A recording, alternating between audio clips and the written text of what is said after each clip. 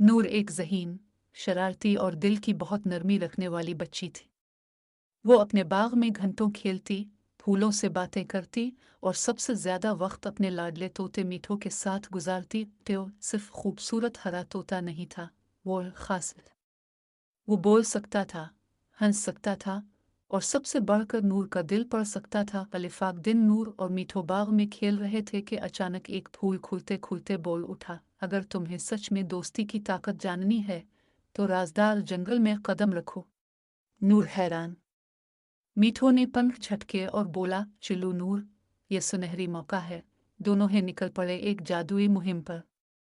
रास्ता लंबा था, पर नूर का दिल पुरजोश और मीठो का मिजाज शोख। जंगल में पहुंचे तो दरख्त सरगोशी करते हुआ गीत गाती और परिंदे रास्ता दिखाते।